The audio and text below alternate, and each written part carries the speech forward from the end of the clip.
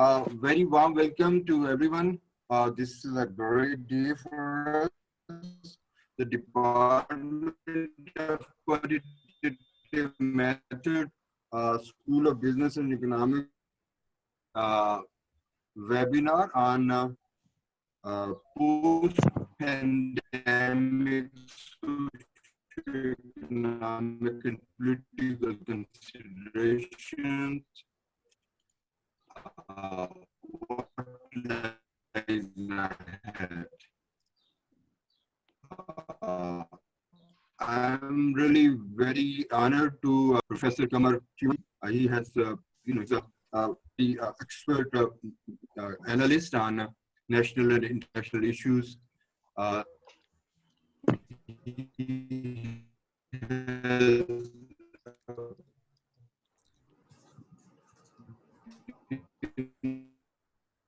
extensively written on and foreign relations. Going to be Dean Yazdani Saab. Is he here? Dr. Yazdani? He was supposed to be here. He will be our panelist. And the plan is that Professor Qamar Cheema is going to make his presentation on the COVID situation and many other. Can you hear me? Yes, I can hear you, sir. Okay. It's a little distorted voice, but I can hear you. I'm sorry. Maybe there's some connection problem. And there are many things happening. You know, COVID-19 has really transformed the way we work, the way we live, the way we interact. And on top of that, there are many other issues that are waiting in the wings that they are already confronting us. For example, right now, we are also facing a locust attack in our southern part of Pakistan, Sindh and Balochistan.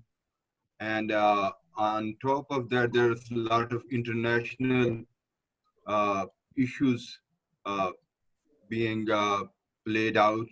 And we don't know, I mean, what this is going to, where this is going to lead us to.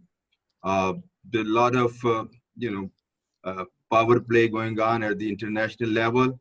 What would that mean for the world, for Pakistan particularly?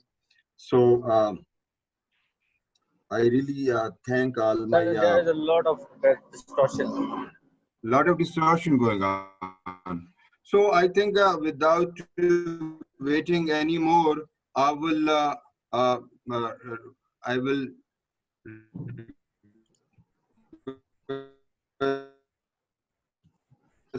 Professor Qamar Cheema to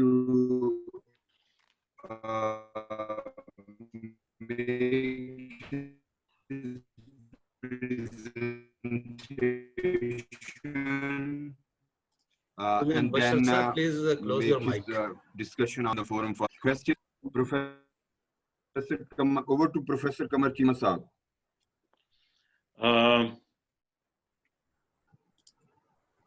Sir, thank you very much.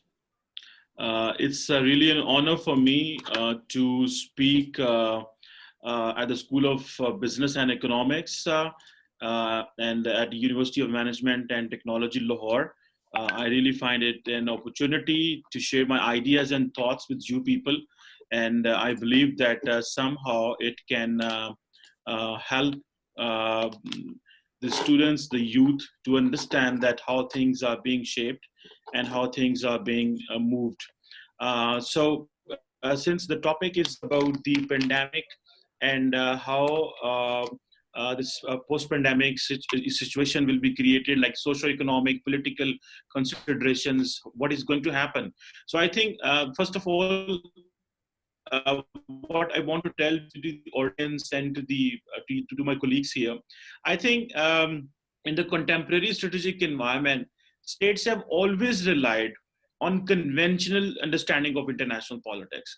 And by meaning of the conventional understanding of the international politics means that formulating alliances and having this concept of the common security, and then primarily the states used to go for the military power. But in 21st century, there are new patterns of the global security which are emerging. And I think the states need to understand and need to bring in focus those new patterns of the global security.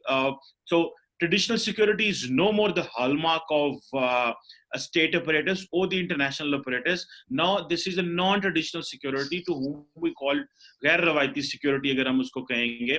So I think the decision makers need to take decisions, and they need to have this entire procedure where they need to talk about that how this evolution of national security needs to be into the state apparatus. Unfortunately, the developing countries like Pakistan and many others like India and South Asia, even in Latin America, and thousands of millions of cases, I would say, of the COVID-19 are around the world, and thousands of deaths around the world. So I think the population has become vulnerable, and the situation was already not sufficient, and the places like Syria, Yemen, Rohingya, Bangladesh, where people are living in refugee camps, the situation has got even poor. So I think the coordination that needs to come from the global powers on the humanitarian crisis, this must be very pragmatic. But unfortunately, the way the United States is moving away from WHO and not giving funds even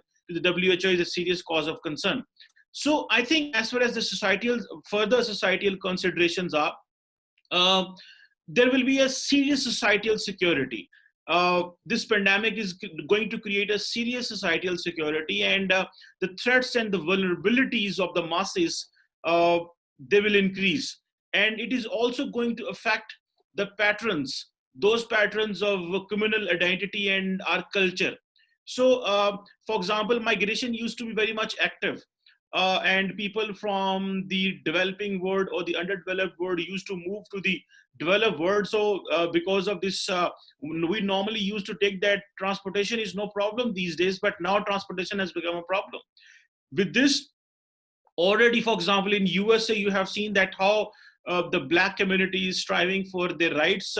So imagine how people from the Muslim states will move to the rest of the world, and they will face these communal identities and cultural identities. Now, when we see the rise of the populist right-wing leadership in the West, for example, particularly in the America, which where they banned even that started banning to give the green cards because they believe that it will affect their economy. So in such kind of a situation where the economies have been affected, so migration will be a challenge. Even when cultures which have already mixed, those cultural mix will also be challenged, because those communities in the West, in Europe and America, who are living in a good standard of life they were having, so they will definitely face a problem. So migration, as I mentioned earlier, it already threatened, according to the Western communities, their communal identities and the culture, and it was changing the ethnic patterns, and it was changing the religious and cultural and linguistic composition in the West.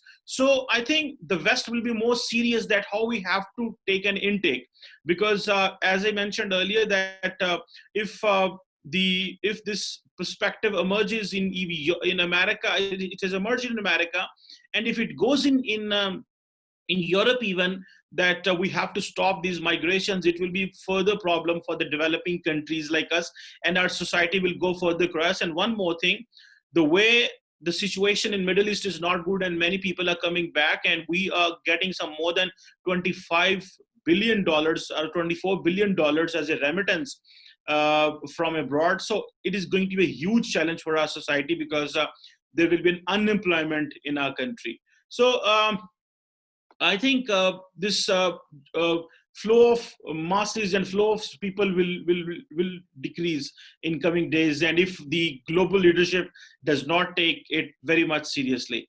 I think what is important right now, or what needs to be done, is that for the special understanding for the labor needs to be in consideration. For example, the International Labour Organization, looking at different societies and economies, have predicted that the workers would lose $3.4 trillion in income in this year.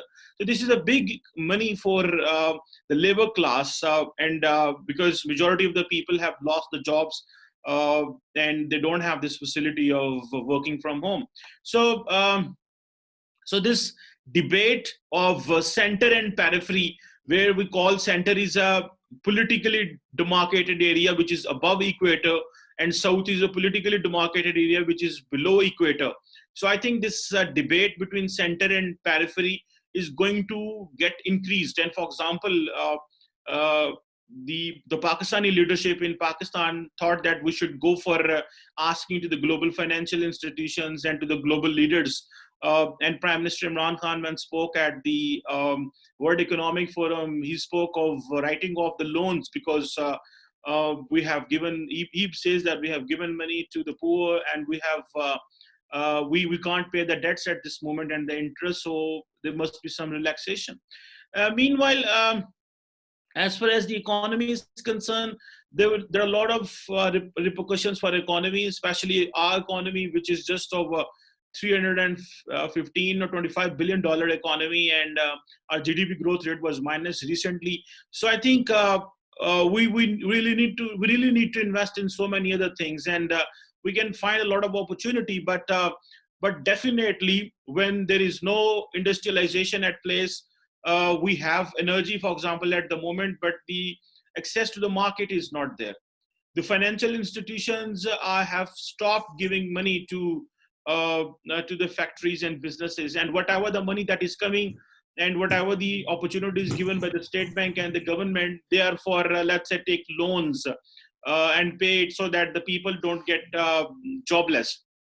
So I think it is going to be a serious economic security challenge, and it will create structural disadvantages for the societies like us, because we were already not having an access to the market.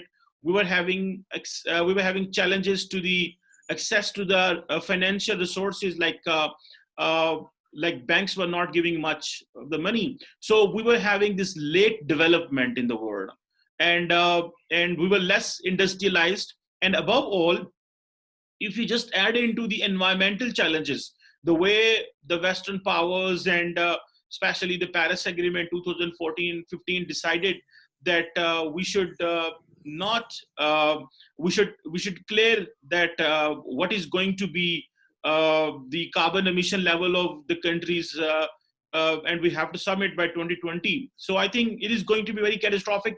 We don't have industrialization much. We have no access to market. We have no that financial access to resources. And above all, if we have to face these financial challenges, it is going to be very catastrophic, especially in the post-pandemic situation, because earlier even the situation was not very ideal. So here in this situation, it will be very difficult for the countries like Pakistan and many in the poor in post-pandemic situation to sustain and maintain the basic needs of the population, because population is just looking at how what options the government will give them. So it will be fluctuating and disruption of earnings, and the exports as well will decrease, or there will be fluctuation in that way. Meanwhile, I think what we have to understand that the global financial institutions like IMF, World Bank, Paris Club, and many others, G20, they're going to revisit their debt plans, which is good for the countries like Pakistan. Normally, even some of the relaxations have been given by the IMF. So I think it is going to help us. One important thing in this economic consideration is in the post-pandemic situation is that the supply chain, the global supply chain will be revisited. For example, the entire international community thought that China is the real place where we can have this supply chain. But I was in France for a conference this March before this pandemic was globally declared by the WHO, and the French authorities were very open and clear, explaining to the audience like us that the entire Europe has brought this coronavirus from China because we are dependent on the supply chain. So there must be independence or there must be divergence in supply chain. So this is going to give an opportunity to India as well. And since Pakistan has a population of more than 1.5 billion, so there is going to be an opportunity for us as well, that how we can avail this supply chain. Can we attract the global investors? Can we attract some FDI? Can we attract some international financial institutions to provide loans to those companies which want to come in Pakistan? How this environment will be created? Can we bring in some IT products in our country? Or how can we help the world in manufacturing? Earlier, before this China-Pakistan economic corridor, we were facing challenges of connectivity. Now we have the road infrastructure. We have almost the energy infrastructure, although which is not ideally sufficient, and the energy mix is not ideally good, but at the same time, it is something very, very much positive. So I think what matters at the moment is that the state is going to get opportunities at the same time. There are challenges, but there are opportunities for the states. Now, how states avail those opportunities, it is going to be very serious, and it depends on how we use our diplomatic toolbox, our political toolbox, and our influences, because everyone around the world is in crisis. So I think here is a challenge for the state. Next, coming to the point of this political consideration, I believe that there is going to be a global shift in politics to some extent. For example, many people believe that there is going to be the change in the global order. There is going to be change balance of power. The power is moving, but I think there are two things which were already happening. The first one was there was power transition. Power transition is where the power was moving from the West to the rest of the world. For example, economies like China, Brazil, India, South Africa, they were getting very, importance. And for example, India was getting very much importance. China was getting importance. So the power was no more dominant or in the hand of the already existing political stakeholders like United States or Europe. So power is slipping away from them. So it was, we call this a multilateral world order where many countries are coming up with so many other things. So, but at the same time, the other thing is we call power diffusion. Now, power diffusion is that the power is moving from the state to the non-state actors. So power transition was like the power was moving from the state to the other states, and power diffusion is that the power is moving from state to non-state actors. That is something which has definitely challenged the sovereignty of the state and the acceptance of the state. For example, all these technological tools which we are using right now, they are being supported, funded, and has been constructed by the non-state actors, even if it is computer for Zoom or these technologies which we are using. So I think this is going to be very, very challenging times, that who controls what. So for example, if China believes that they can have their own Google, they can have their own Facebook, they can have their own WhatsApp, and they're not going to allow, and they believe that their markets are going to look into things which for example, India is coming Make in India products. So are the Indians going to have WhatsApp of their own? Because they are population of 135 billion, 1.4 billion. So I think that this is something which is going to be a challenge, and these political consideration, and especially one more point in this political consideration is that this ideational leadership of the West, particularly of the US, is moving away from the world. By ideational leadership, I mean that those shared values, those global values on which the international system was standing. For example, civil liberties, human rights, freedom of press, freedom of thought, freedom of expression. I think it is going to be catastrophic if this ideational leadership moves away.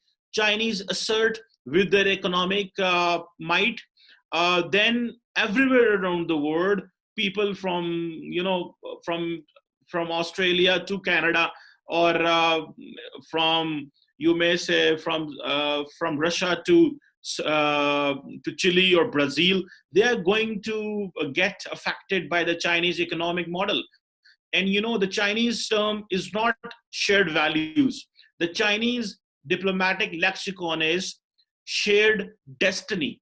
So they don't believe in values, because they believe that these values are being propagated by the Americans, because Americans have democracy, they have free market, they have this freedom of media, this freedom of expression. So this is something which is what they believe is okay. But here in our part of the world, if the Chinese come up with their own plans, it is going to be very catastrophic politically, because many communities, societies, countries are prone to the democratic systems. Now, at the end, what lies ahead, and then if there are certain questions I would love to address, please. And there are 2-3 things which I want to mention here, what lies ahead. The first thing is that there must be a dialogue between North and South, means the developed part of the world and the underdeveloped part of the world. That is where the dialogue is needed, and the dialogue is missing. And these benefits of the globalization, they need to move away. These benefits of the globalization need to go to the developing and the underdeveloped world. Otherwise, there will be a catastrophic situation in the post-pandemic situation. And then there must be a dialogue in the North and North. It means that even the way this transatlantic partnership, where America and the European allies are not happy with each other, and they face challenge of leadership at this moment. So this is again what lies ahead, and it should be a discussion, in my understanding, in this post-pandemic. And then the United Nations has promoted and asked for a dialogue in South and South, which is called as South-South Cooperation. So the developing worlds, they understand the needs of each other, or the underdeveloped countries understand the needs of each other. I think this is where what needs to be done. The second last point is that the world should go back to the ideational leadership. That we cannot live with the illiberal political models, illiberal economy. We cannot live with the illiberal attitudes or the illiberal democratic trends that we have just been fine with the last 70-year practice of having democracy. And if something happens again like illiberal, it is not going to be perfect. The last thing which I want to mention, that what lies ahead and what should be done, is there must be an investment in human security. That is where the states need to think, and they need to revise their entire social contract. The states themselves need to revise the social contract, that how can we invest in human in terms of their health, in terms of education, in terms of dealing with the pandemics. So as this is a part of the national security. So that's all from my side. If there is any question, if there is anything you have to ask, please.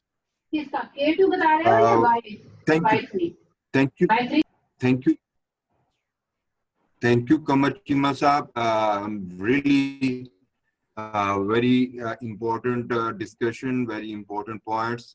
You have basically given us a broad theme as far as the consequences of this pandemic and related issues, particularly environment, is affecting the global world. And what I am just from your discussion, what I think you are referring to or pointing to is that one of the consequences is going to be the rather than globalization, the world is moving toward anti-globalization, and there will be less interaction and international relationship in terms of moving back and forth and having vision. People will be self-centered, looking inward.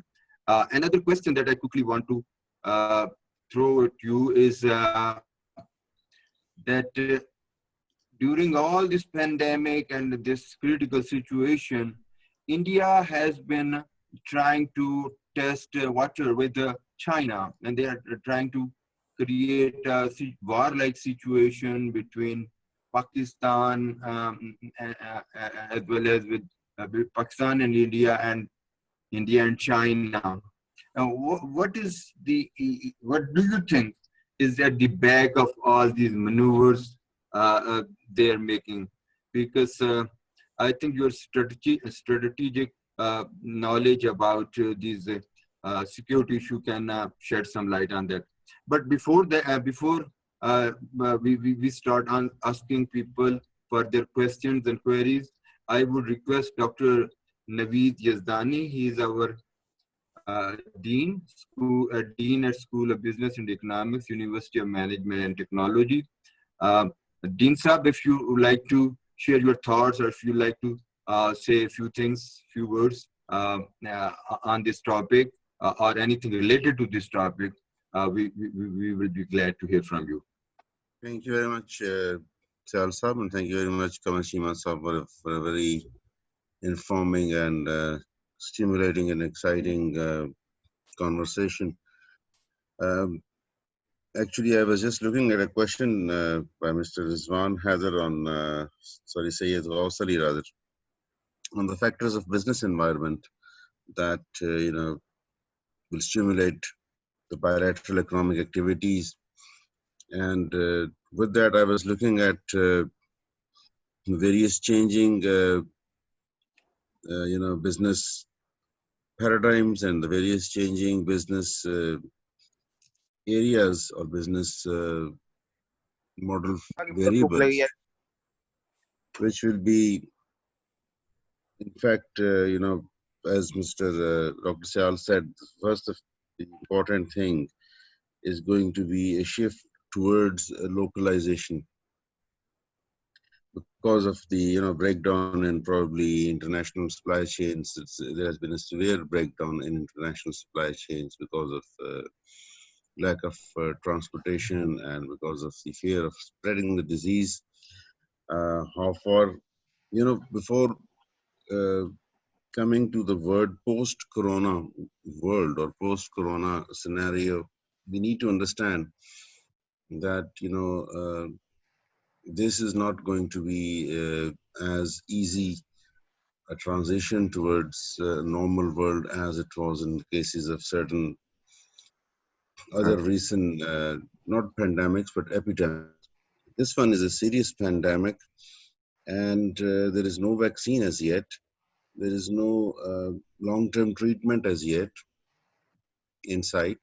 So most of the governments are following a herd sort of, immunity program where they are expecting, hopefully not, but looks like that 60 to 70% of the people develop the disease or active immunity, and then hopefully, even if the vaccine is not discovered by that time, then most of the population of the world will be immunized.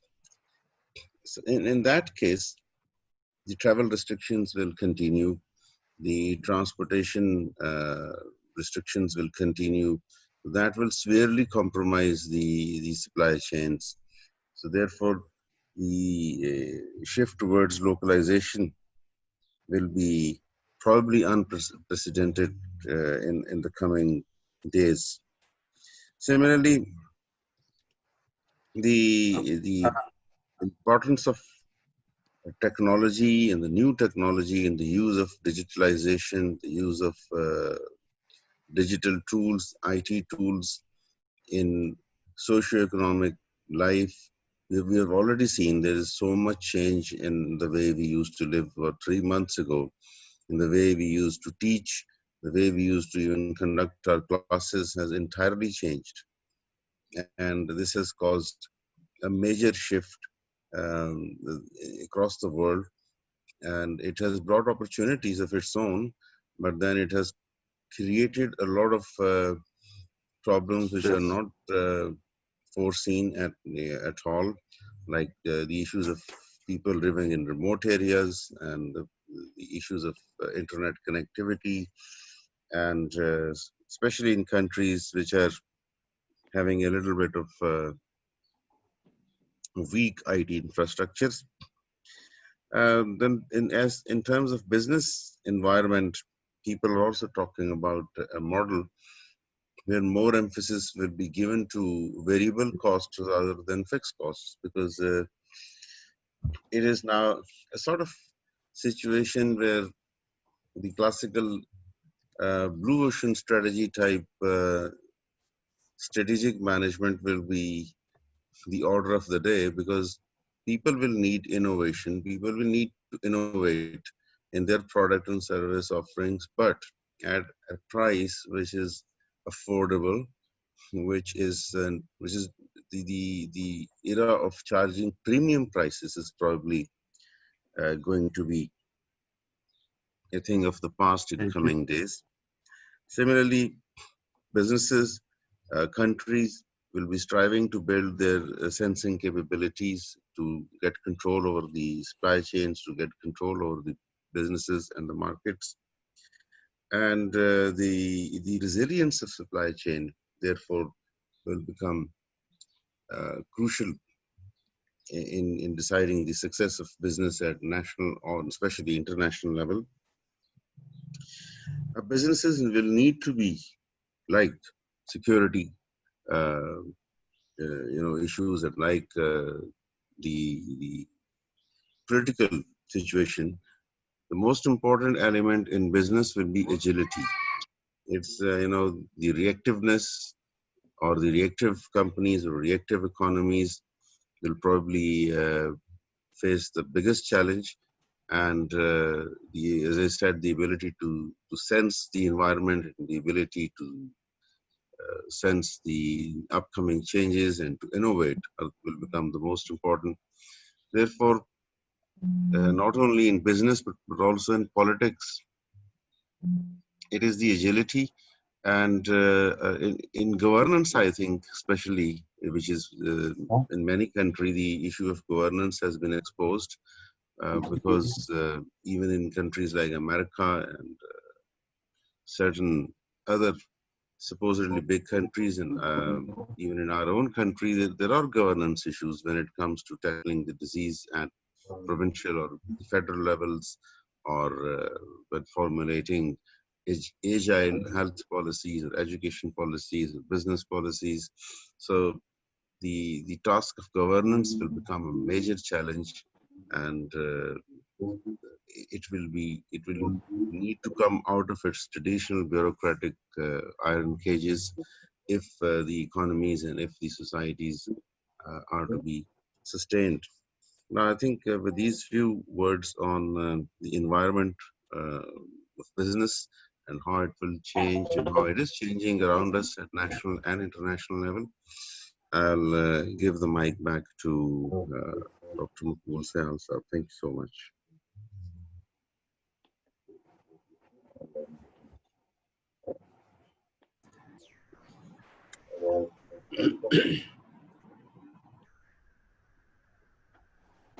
Thank you very much, Dr. Saab. That was very enlightening.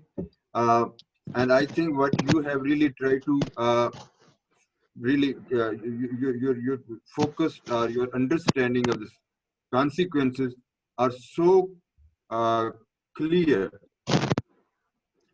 that I think the world is going to revert back to what we used to call tribalism, but of different nature. 21st century model of tribalism with the different types of gadgets and different types of technology, but interaction and physical relationing between societies is going to be badly hampered.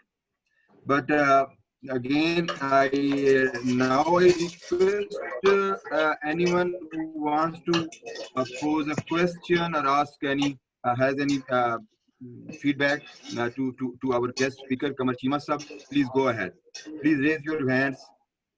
जी ये आबिद अली तुर्क साहब question पूछना चाह रहे हैं। जी आबिद, आप unmuted हैं, आप क्वेश्चन पूछ सकते हैं। अस्सलाम वालेकुम। वालेकुम हेलो सलाम। अस्सलाम वालेकुम क्या मैं जी वालेकुम सलाम फरमाएं। Sir actually yes sir, thank you so much sir. Actually I have not any question. I have many ideas and also some questions regarding our country, because every time our countries people are many time the power of our country is also going to be lost by also our people. Like in this pandemic that there is no facility to the people. Like if anyone want to distribute anything to the people, the poor people has not any facility of to participate in anything. And also when whatever the peoples are participating, they all are those who have the facilities of the internet, like everything in Uh, this uh, time when uh, everyone is thank, saying that like as our thank you, country. thank you. I got your point. I got your point. So what I think Abid is referring to is digital haves and digital have-nots. It's a yes. There's a financial poverty. There's a health poverty. There's education poverty, and then there's another form of poverty that is called digital haves and digital have-nots. So yes, this is a serious issue. People who don't have these gadgets and they are not familiar, they're not educated, they will be left out. Again, it will create a lot of inequality in terms of, in all aspects, health, financial, physical, all kinds of. So this will become a cause of creating more inequality. Thank you. Dr. Cheema Saab, please share your thoughts on this question. And my question that why India is trying to create a war-like situation uh, uh, in this part of the world, with China as well as with Pakistan and in Ladakh area. Cheema Saab. Ji sir, thank you very much, Sial Saab, for your kind. You were wonderfully moderating this entire session, and thank you very much, Honorable Dean Saab, Jizdani Saab. I think he was absolutely right about this localization and how the digital tools are going to be the talk of the town, and I think it will help us to grow a lot. But again, we will have to go to normal by. I personally believe that by any means the people will go get normal to this, as he was also talking about the herd immunity. But sir, Sialsa, what you are talking about, India is creating a war-like situation and war hysteria. I think why India is doing, we need to understand the genesis or the basis of this, that why it is there. First of all, what political developments are going on in India, Pakistan, and Kashmir, the BJP, which is the right-wing Hindu nationalist government, they believe that what we are doing in Kashmir is a part of our political manifesto. The manifesto we have written, the manifesto which got us elected to the power. So we changed the constitutional and political nature of Kashmir, and that we have to do. One thing. Second, I think the Indian government understands this, that this anti-Pakistan sentiments are easy to sell to. So remember, the Modi came in power in 2014 calling that I'm going to fix the economy, but in 2019 he spoke of having what we call it security as a next election symbol for him. So at the same time, I think if you just go into what happened in Ladakh, where and what is the problem with China and India, they are having a border of 3,500 kilometers with both countries, and some more than 5,000 troops of China have entered into the line of actual control on inside the Indian line of actual control, but the Indian military has not fired at them. And remember, after 1962, there has not been a fire exchange between the Chinese and Indians on the border. And at the same time, India is dependent on the Chinese supply chain. For example, if there is a $100 billion bilateral trade, and there is an $85 billion imports by India, and then there are $15 billion exports by India. So the entire business community or the businesses in India, they are being run by this supply chain of China. So I think there is a cooperation and there is a confrontation. The both things are going on between India and China. And the Indians are trying to downplay this situation that there is a problem between India and China.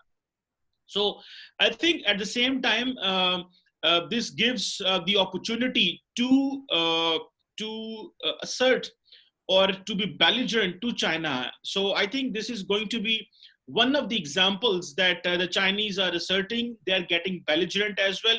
They are trying to get into the Indian territory, and the Indians are not responding the way they should respond. So the India is facing a bleeding sovereignty, and they're bleeding from disrespect as well, that a neighboring country has entered inside. But since India understands and looks it from a long-term perspective, the way Indian media gets tough on Pakistan when something happens at the LOC, the Indian media and the government was silent on line of actual control between India and China. So it depends, this entire dependency model is there. This entire dependency of the Indian state on China shows how much they believe that we should not go for confrontation. So I personally believe that at the same time, one last point, and then the next thing we're going to go. Although the West wants to raise India to compete with the Chinese in the region, but I think the Indians are smart enough and they will not get into this trap. They will take all the advantages and all the military modernization and the economic tools and gadgets and all these investments from the West, but they will not get in confrontation with Chinese. Yes. Thank you very much, Cheema sir. Let us see if any of our participants want to ask any Mr. question. Ahad Maz, you want to ask a question? Sir, hello, sir. I want to also ask a question, if you are listening to me. Sure. Why Hello. not? Yeah, We are listening sir. to Abid. Go ahead. Do we have not a good chance? Yes, sir. Do we not have a good chance in this time, in this situation, like the China, India is totally pressurized now. One side, the China is fighting with him, on the other side, Nepal. So don't we have a good chance in this time to take the Kashmir to, we can say, send our forces to the Kashmir to save the Kashmiri people, or on the other side to attack the China? Don't we have a good chance in this time? Thank you, sir. Okay. Cheema Sahab, yeah, or Dr. Yazdani, anyone who wants to respond. Cheema Sahab will obviously answer it much better than me, but in 1962, the same sort of, not same, but similar situation arose, and it is said that at that time, Pakistan probably had a chance, but that those were very, very different days. And this time around, I don't think Pakistan has a chance in it's not as simple as that you have a walkover in Jammu and Kashmir and you just snatch it from them. No, not in that sense, but in a long term, the presence of China in Ladakh, and especially when the LAC has, according to India's own reports, has moved from what they used to call from finger 4 to finger 8, means that Chinese presence in that Ladakh area will increase. And what I see from the point of view of China is the response from China has been very harsh. And if whatever was in India's mind, I think China has taken this as an opportunity to assert that if India tries to, spoil CPAC origins from Gilgit and Baltistan side, because obviously that is in the interest of China, then this is the sort of reaction, or this is the sort of answer which they will get over there as well. And if they are around in Ladakh, then the chances of India trying to sabotage CPAC in any way will be very, very slim and will be reduced. And that's the opportunity which Pakistan has. Militarily, obviously, it's not an opportunity, but I think in terms of economics, Pakistan will have a good opportunity. Thank you. Thank you. Thank you, Dr. Saab. And Dr. Cheema Sab, if you have any thoughts, you can also respond to Sir, this my question. PhD is about to finish, so I will be doctor soon, sir. Thank you very much for this as well, for this love. Sir, This is our love for you. sir, I can understand, sir. Sir, Yeah, thank you. Professor, Honored. you are professor, sir. Yes, sir, I am, sir. I'm teaching, sir, since last 10 years in Namal, but PhD is about to finish. Thank you very much, sir, once again. But, sir, I thought I should clarify. Sir, I think the question from this gentleman and the way Sir Yazdani Saab has explained very wonderfully, this is not as easy as we see. I think we should think one thing. War is out of question. There must be a clarity in our minds, one thing. Second, if the war is out of question, and with all these weapons, nuclear weapons and these weapons of mass destruction we have, they are not to fight a war. They are to stop a war. So we are not going to get into this war hysteria the way Indians are getting into it. So kindly understand this, that remember, there is a famous Chinese proverb. They do not prefer friends over customers. Customers are more important to them as compared to friends. This is a simple business model. You can go anywhere. So forget even the Chinese. So I think what is important to understand is that it's not the Chinese or on the border at the LSE and some soldiers have come in and we here, we should get into, or there is going to be some attack on India. I think this is not going to deliver. All what matters is that we have to increase our global perspective. We need to market our perspective globally. That can help us. If we can tell the international community what's happening, and we can only tell the international community and they will listen us what is happening in case we have something to attract them. With this poor economy. Thank you very much, sir. We have a question in our chat box. Mr. Ahmed Maz asks, where you see the information technology next 1 year? Yes, sir. Qamar Cheema, we have only 5 minutes left. Right, sir. Yeah, sir, I repeat my question. So one of our participants, Ahad Maz, he asked, where you see the information technology in the next 1 year? I think what Mr. Yazdani raised the point that there is going to be the localization everywhere, and the technology is definitely going to be the hallmark. I think that is what is important. Everything is going to get localized.